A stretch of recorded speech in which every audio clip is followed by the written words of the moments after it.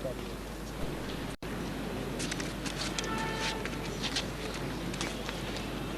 declare this 37th Convocation of IIM Ahmedabad open.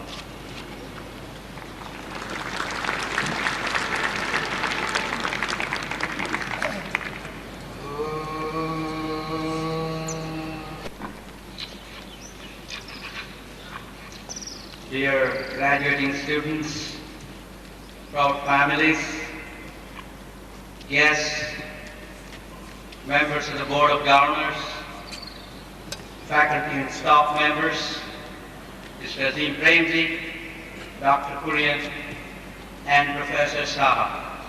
I welcome you all to the 37th Convocation of this institute. At the outset, I am extremely grateful to the Government of India and to the Board of Governors of this institute for appointing me as the Chairman of the Board. I decided to accept this responsibility for two reasons. Firstly, I started my professional career right here at the IIM Ahmedabad. Thus, my association goes back to the early 1970s. This responsibility provides me an opportunity to discharge a small part of the debt that I owe to this great institution. Secondly, and more importantly, it gives me a chance to work with the institute to help realize its full potential. The institute has undeniably achieved a great deal already, but I think that it can do much more. The institute's founders proclaimed that the Indian Institute of Management, Ahmedabad, is an institute of management and not an institute of business management. In fact, we must pay tribute to the founders for not restricting the institute's field of activities. The founders emphasized that being a professional school, the institute must tirelessly strive for achieving the ideal through the actual. The founders stressed that the thought is the essence of action. Based on this philosophy, the institute's faculty has made the problems of the practicing world the central focus of their academic pursuits. In studying these life problems, the faculty members make use of the immense knowledge and the analytical skills they possess. However, what is noteworthy is that in studying these problems, the faculty scrupulously avoid the analysis by paralysis syndrome. The institute can leverage its strengths in addressing the opportunities and threats that globalization is posing to our nation. I would think more opportunities than threats. It can help in clarifying the role that the governments must play in a world that is fast shrinking and changing, while at the same time the demand for good governance is gaining momentum all over the globe. Further, the Institute can address the problem of corporate governance where it would be on its home ground. Moreover, we need to ensure that the students have frequent interactions with people working in the industry in order to gain real-life experience. We need to make use of the Institute's strong alumni network to provide mentoring as well as other support. Your teachers have taught you a lot in these 2 years. I have nothing to add in the area of academics. However, let me urge you all to become world-class leaders and worthy citizens of whatever country you choose to live in and uphold the image of India. For those of you who choose to live in India, remember that our democracy, our secularism, and our tolerance of the minorities are all that we have got in this country. If we lose these, we will soon become barbarians and we will destroy the great culture of this country. Please stand up for these values when you come across a minority of misguided people who will try to engender hatred and bigotry. Now let me come to the main part of the speech. It is indeed a great privilege for me that we have here with us an individual who has successfully steered one of India's leading companies. An Indian strong on focus, an Indian who embodies simplicity, an Indian who believes in ethics. Please join me in welcoming our chief guest, Mr. Azim Premji, who in addition to being the chairman of Wipro Corporation, is also a key leader of the Indian industry and a close friend of mine. I am delighted to be present here when Dr. Kurian, father of the milk cooperative movement in India and the father of the White Revolution, is receiving a well-deserved honor. A warm welcome to you, sir. Let me also welcome the members of the faculty and staff, the board of governors, the parents and guests. Thank you very much.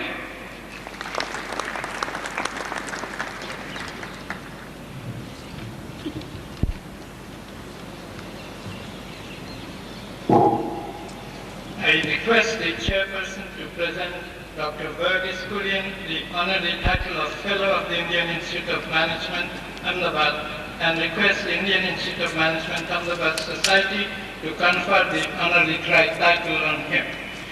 Let me read the citation. The Society, the Board of Governors, and the Faculty of the Indian Institute of Management on this day, the 23rd of March 2002, at the 37th Convocation of the Indian Institute of Management, Ahmedabad, conferred upon Dr. Verghese Kurian the honorary fellowship of this institute. In conferring this title, we honor an illustrious son of India who has made a lasting difference to the lives of millions, but for him, thousands of farmers, the primary suppliers of milk for dairy enterprises promoted and organized by him, would still be groaning under grinding poverty. Our children, poor and rich alike, have a special reason to be grateful to him, but for his Operation Flood, they still be deprived of an indispensable source of nourishment. Dr. Kurian looked closely within our country and amongst its people for opportunities for innovations aimed at developing our society. The Amul model he perfected has ushered in a veritable revolution across the length and breadth of the entire land. And his experiments in vegetable oils, oil development, have meant a big leap forward for the nation on the road to self-sufficiency in an area so crucial for the health and well-being of our people. The benefits of the nation derives from his blueprints for change, which are at once unique and multiplicable, are immeasurable indeed. Because of his faith in himself and in the power of his insights, Dr. Kurian has overcome innumerable hurdles and setbacks. Through his vision, dedication and commitment, he has demonstrated the strength of the power latent in even the most ordinary people. We continue to learn from him and draw inspiration from him. In this age of global changes, we commend the example of Dr. Verghese Kurian to youth of India, especially its managers.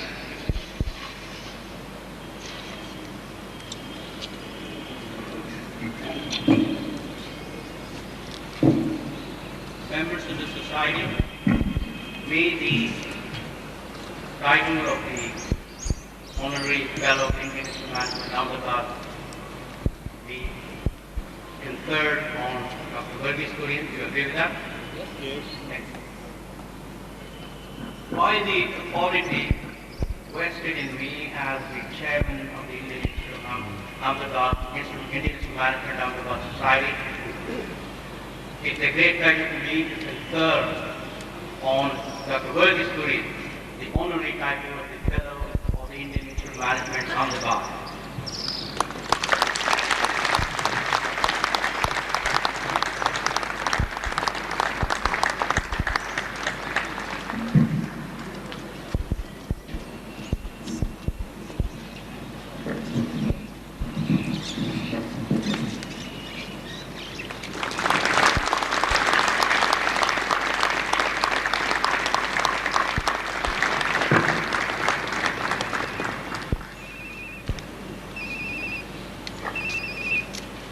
May I now request Dr. Verghese Kurian to say a few words of acceptance.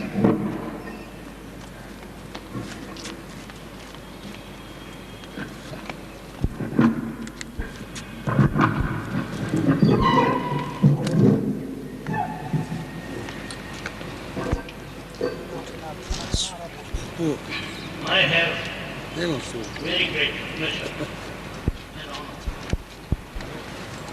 in receiving the honorary fellowship of the Indian Institute of Management, Ahmedabad.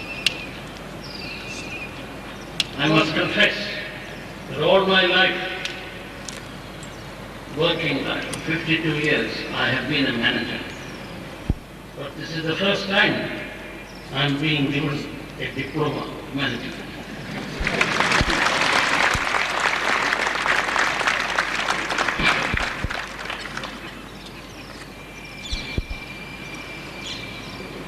We recently had a convocation for the Institute of Rural Management, and we invited a Japanese lady who was the senior vice president of the World Bank of Southeast Asia as the chief guest. Her name was Mexico, and she said in her convocation address, and I'm repeating it here, India is a country of vast natural resources, iron ore, coal, any mineral you speak, including gold, it's all here in India. It's very rich in natural resources. India is very rich in its human resources. Any Indian who goes abroad and works in England, in America, in any other country, he becomes the top of the heap in a very short time. When he is released from the confines of his own country, he reaches the top. So, and you have 1,000 million of them. They are people of great ability. And yet, she asked the question, and yet, why is India so poor? It is in fact one of the poorest countries in the world. Why is India poor? And since, like you, there was no answer from the audience, she replied to the question herself. It is because, in my opinion, the quality of governance in India is bad. It is because the quality of governance in India is corrupt. It is because the quality of governance in India is incompetent. India deserves a better type of governance, better type of management. And I believe that this institute and others like it, you, the graduating class, the graduates of this institute, your job is to provide and make up for that deficiency. In that event, India will be able to fly a flag amongst the most powerful nations of this earth. In fact, there is clearly understood within a decade or two, India will become one of the most powerful nations on this earth. She is destined to be that. But is that altogether a good thing?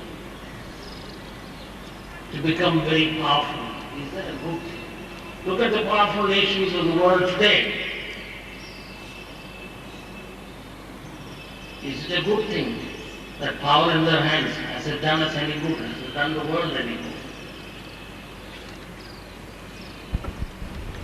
I believe that India, within the 2 decades, a decade or two, which it will take for her to fly a flag amongst the most powerful nations of this earth, India must develop a kindly face, a humane face, so that she will, even as she holds aloft the flag of India as one of the most powerful nations on this earth, she will hold alongside that flag the flag of all oppressed nations, the flag of all good causes. And it is you who have to take this important role. Thank you.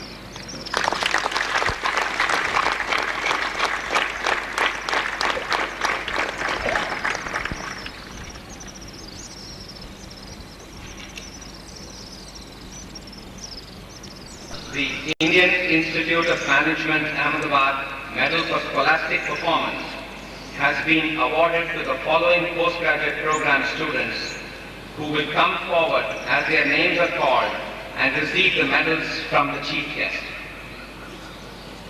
Vikas Gupta.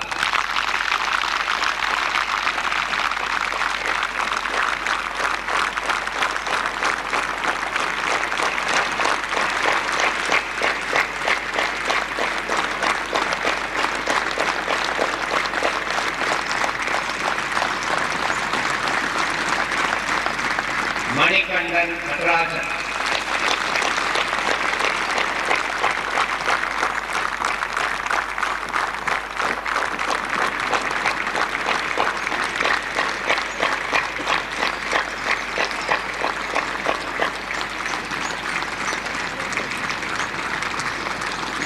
Mohit Khurana.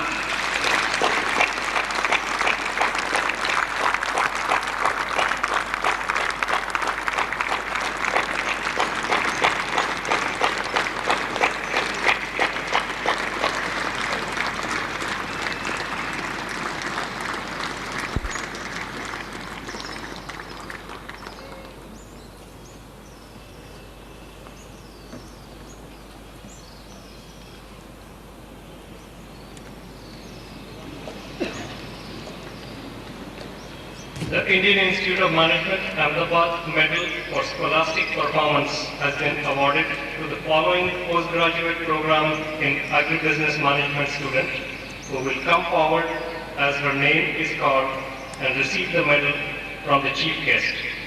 Suman and Thomas.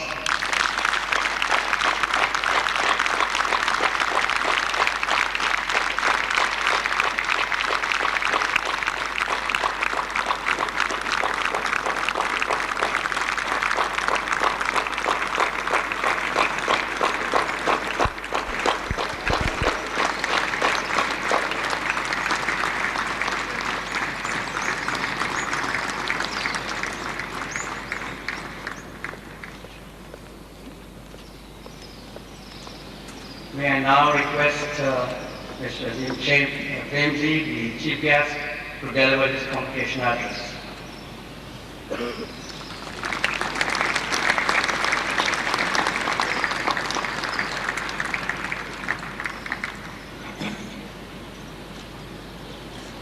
Chairman, Director, members of the Board of Governors, faculty, distinguished guests, and most important, students. It is a privilege, a great privilege to be here with you today and participate in this very important occasion in your life. It has been a real challenge for you up to this point, and you have discharged that challenge admirably in terms of your graduation. You're among the select few to enter and pass out of this prestigious institution. Today will always remain a very memorable day in your lives, marking the threshold to the world of your career and of your dreams. The Indian Institute of Management pioneered the concept of management institutes in India many, many years back. It is known not only for its standards of academic excellence, but also for the moving spirit of Professor Ravi Mathai, who began this institute against all odds and set his foundation, and then built on that foundation. I compliment all the members of the faculty, the management, and of course the excellent students who have constantly worked hard toward making it such an outstanding institution, not only in India, but also across the world. As an Indian, I feel proud that we have an institution like the Indian Institute of Management, Ahmedabad. Institutions such as these have an important role to play when a sea of change surrounds us. They can become lighthouses, showing the way and pointing out the hazards. While change and uncertainty have always been part of life, what has been shocking over the last year has been the quantum and the suddenness of change. For many people who were cruising along in placid waters, the wind was knocked literally out of their sails. The entire logic of doing business was turned on its head. Not only business, but also every aspect of human life has been impacted by this change. What lies ahead is even more dynamic and even more uncertain, and that is the certainty. I would like to use this occasion and this opportunity to share with you some of our own guiding principles for staying afloat in a changing world, something which we have done through experience in our company Wipro.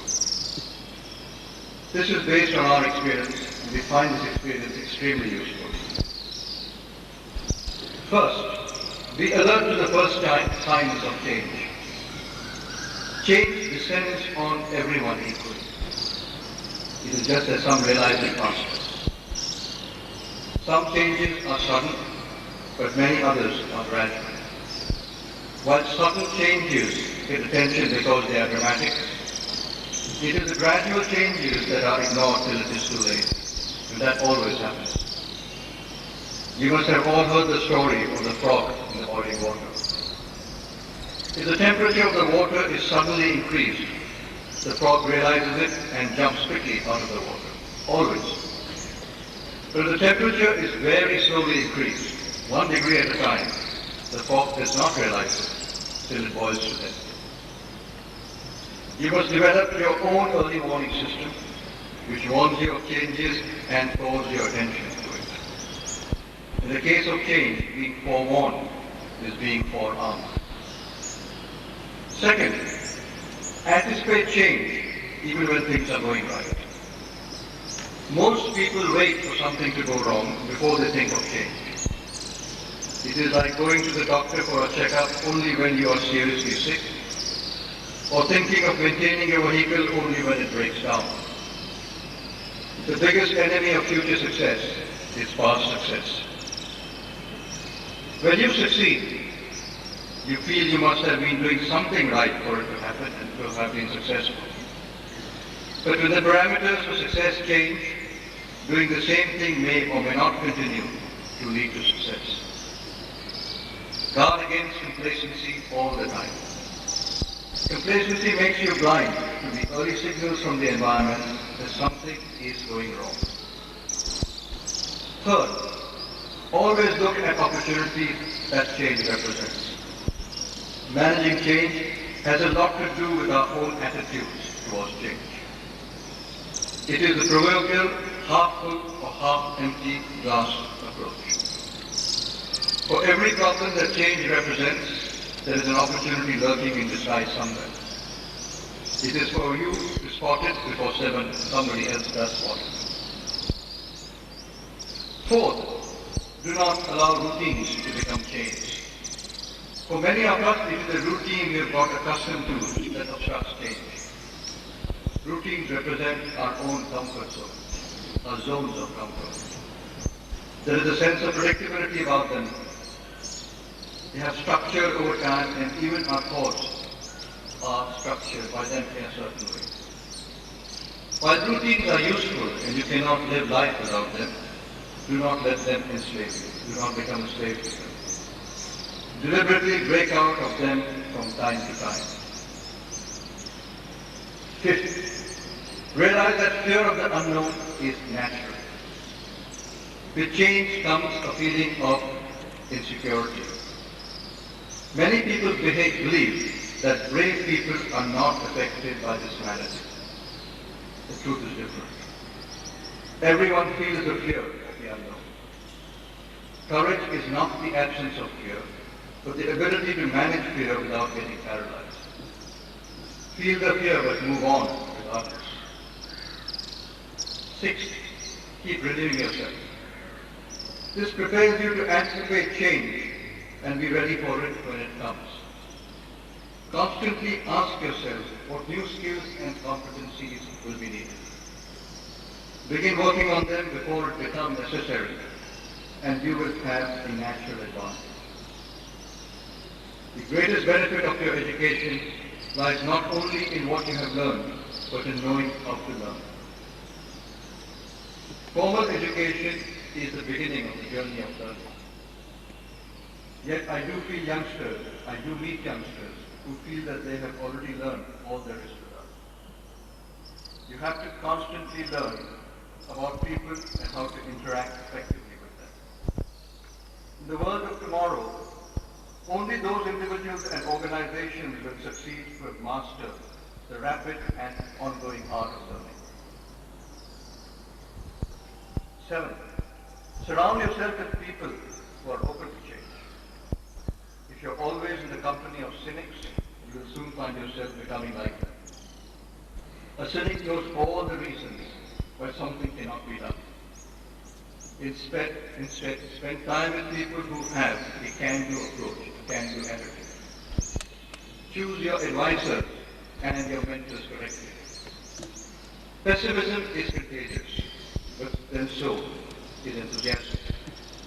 In fact, reasonable optimism can be an amazing force multiplier. 8. Play to win. Play to win always. I've said this many times in the past and I say it again. Playing to win is not the same as cutting corners. When you play to win, you stretch yourself to the maximum and use all your potential.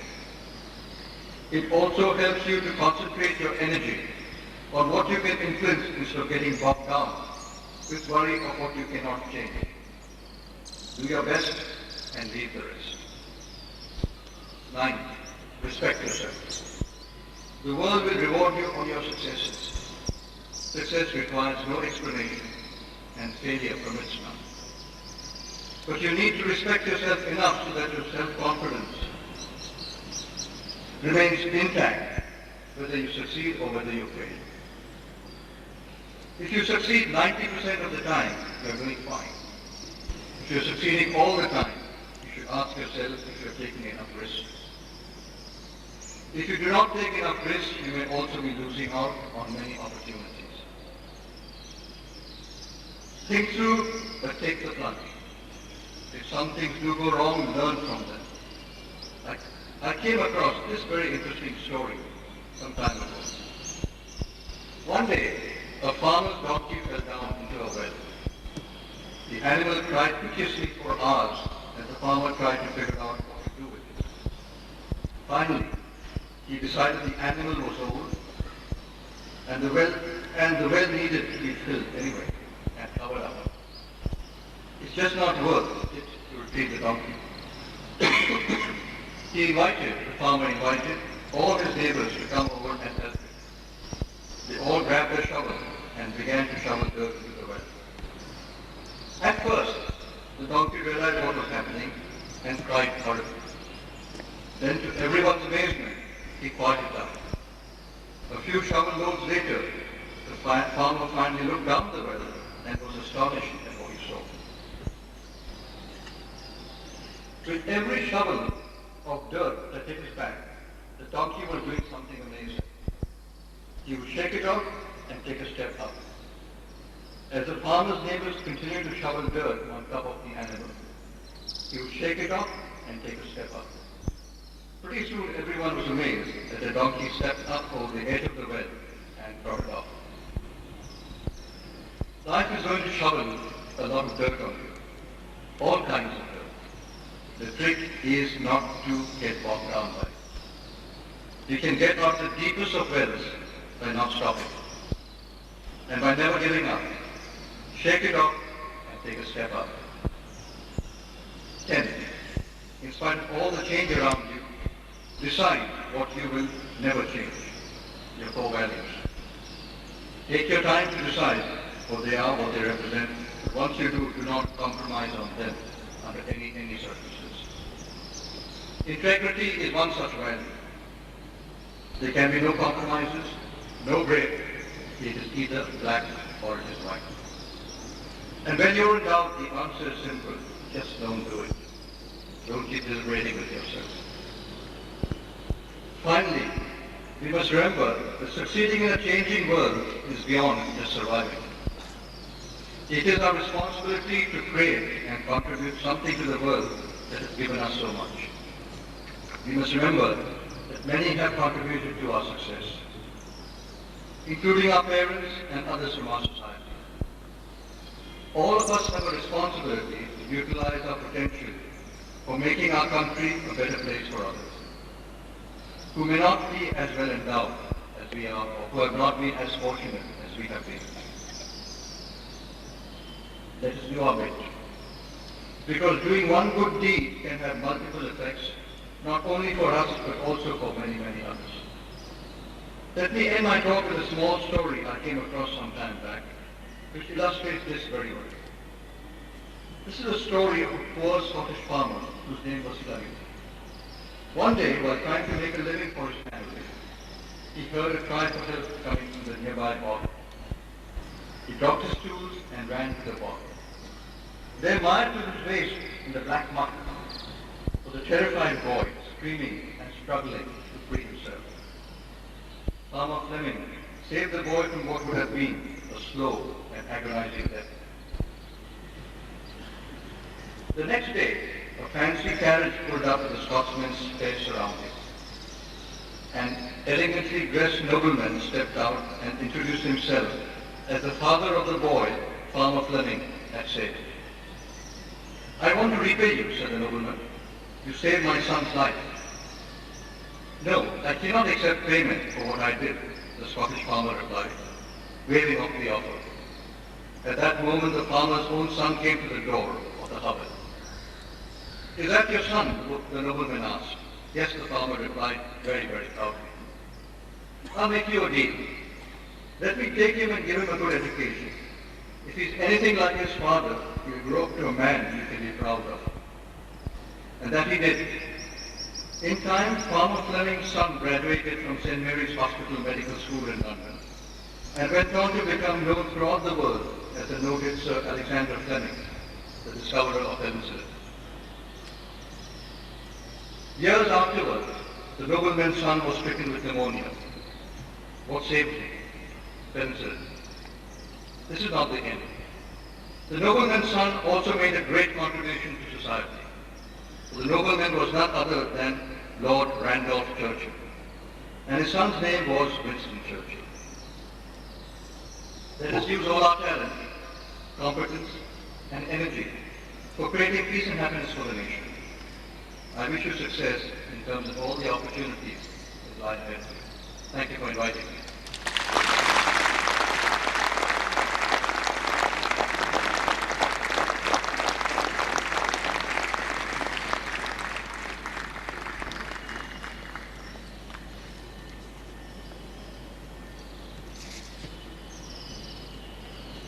Mr.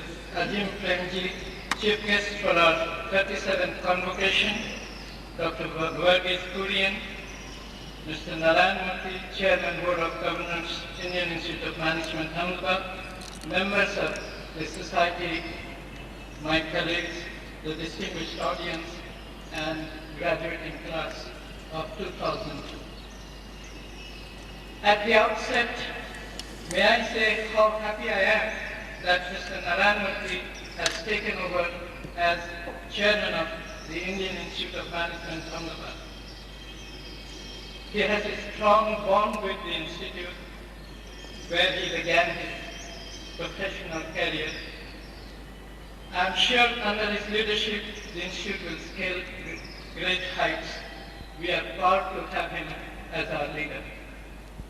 May I also express our gratitude to the outgoing chairman, Dr. Rajiv Patel, for the guidance and encouragement that he gave us during his tenure. In Dr. Patel, we had the rare combination of an academician, a leader, and an administrator. We are sure that the end of his tenure does not end his association with this institute.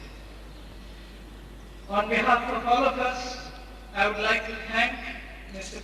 Premji for accepting our request to be the chief guest and deliver the Convocation address. The theme of his address, Success in a Changing World, is relevant not only to new entrants to the professional world, but also to all of us who are trying to manage change. Can there be a better way of learning how to succeed in this changing world than by listening to Mr. Premji, who has changed Wipro from a small domestic company to a global giant. Mr. Premji, thank you for sharing your insights with us. May I use this occasion to highlight some of aspects of our activities since the last convocation. It's a matter of pride for all of us that in the report on which MBA, the Economic Intelligence Unit of the well-known British journal The Economist, includes us in the top 50 management schools in the world. According to that report, we are the toughest business school in the world to get admission to. There are 250 applicants for each place the institute offers on its 2-year postgraduate program. The survey ranks the institute among the top 6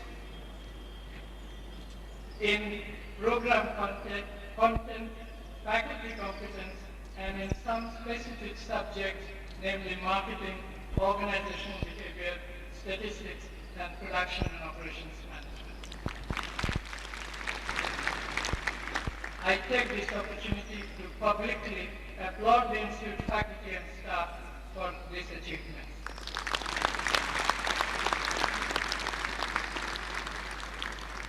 In our efforts to globalize our programs, we have been giving our students an opportunity to work with people from different countries and different cultures.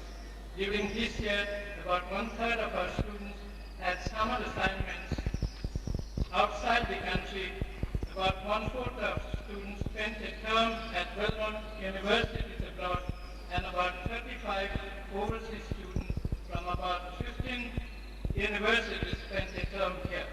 We hope that in future, about 50 foreign students will also be on our campus doing the full-time postgraduate program. We want our management development programs also to be international. Our executive development programs do get participants from Sri Lanka, the Middle East, Africa, and Southeast Asia. This year, for the first time, 5 participants came from Western Europe.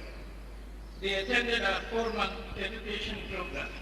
It was gratifying to see the participants get completely integrated with the Indian participants. The cultural program done by the MEP group at the conclusion of the program was a memorable one, as European and Indian cultures blended in some inexplicable fashion to produce beautiful creative expressions.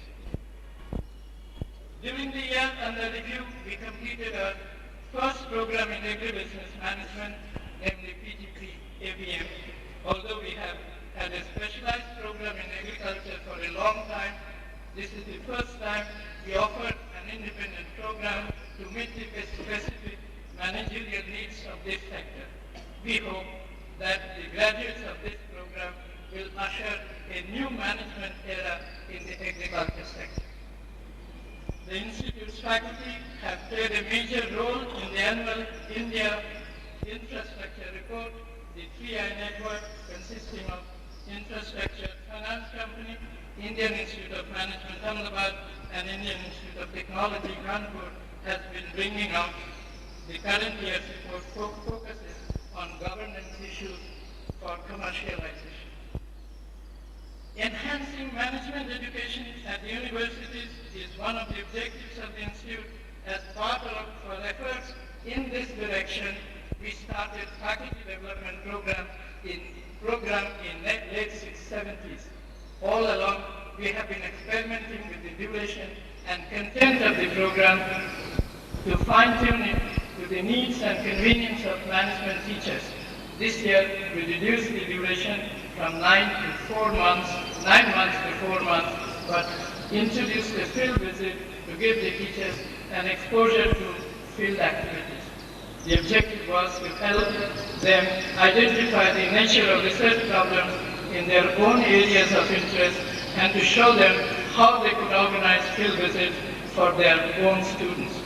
We had 30 participants this year, twice as many as last year. 1/4 of the participants were from Nepal, Bangladesh, Sri Lanka, and Maldives. I am happy to report that the placement for the graduating students, both PGP and PGP ABM, have gone off well despite the recession of the economy and the disturbances in the city since 27 February 2002. I note with regret that we will not be able to start an addition of sections for the 2-year postgraduate program in coming academic year as we had planned.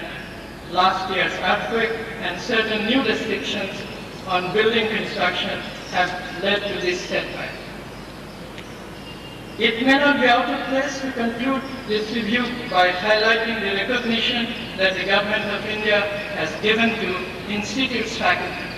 Several members were invited by the Planning Commission to join its working groups or to participate in the consultative process in preparation for the 10th five-year plan. The Ministry of Finance invited some faculty members for pre-budget discussions on the economy, the capital market, and science and technology in preparation for the Union Budget 2002. 2 faculty members were invited by the Parliament's Standing Committee on Convergence to give evidence before it regarding the telecom policy. The Institute takes its pride in getting this recognition. Let me mention about 2 things that we have been planning for the next few years, and we discussed this in the board meeting this morning.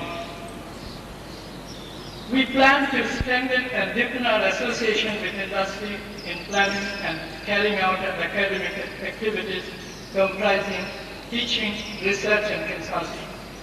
For doing so, we plan to form a consortium of different companies that will provide us the infrastructure and the administrative support for offering general management programs for their senior executives. The Institute would undertake the responsibility for developing and delivering these programs.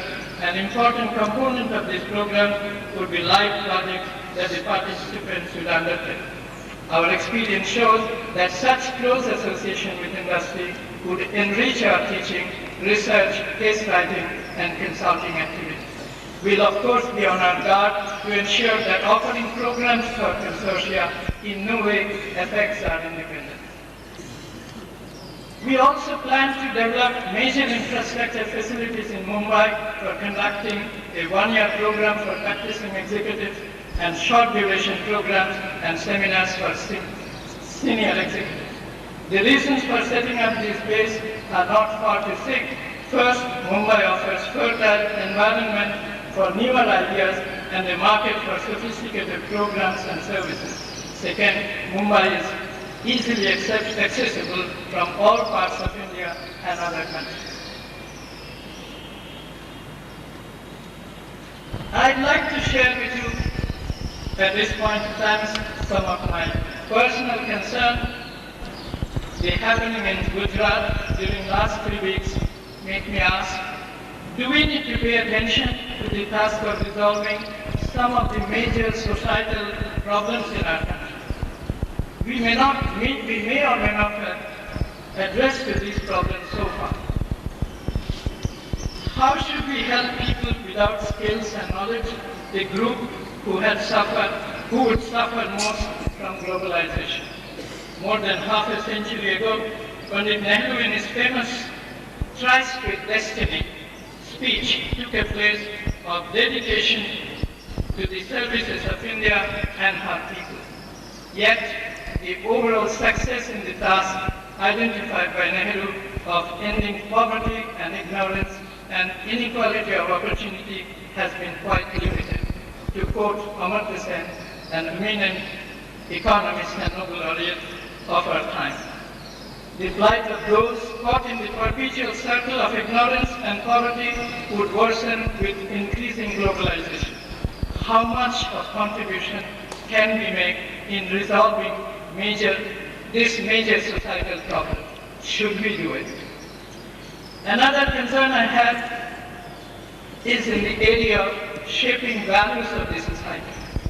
The religious bigotry that we have witnessed recently, the intolerance that some of us have shown, the greed that we have expressed, that we have shown during last 3 weeks or more, shows the crisis of character that the nation is likely to face. In my view, no educational institution, including ours, can shut its eyes to such societal problems. Should we take it upon us to do something in our own way and do it urgently? Before I conclude, I'd like to say a few words, especially to the graduating students. I congratulate you on successfully completing the program. You are probably the only batch who faced so many disasters, both natural and man-made.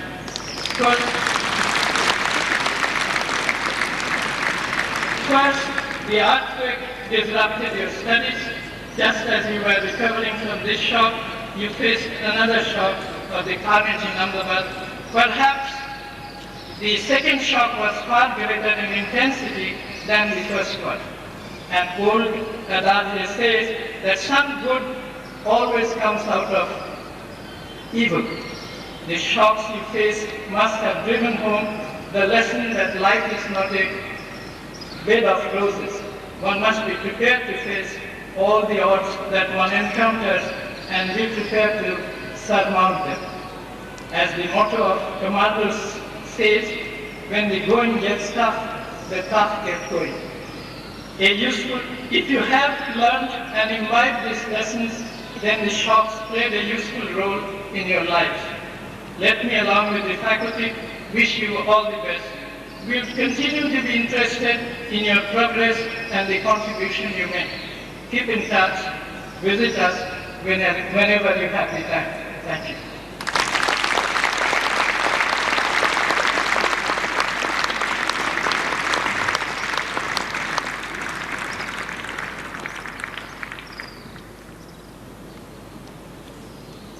I declare the 37th Convocation closed.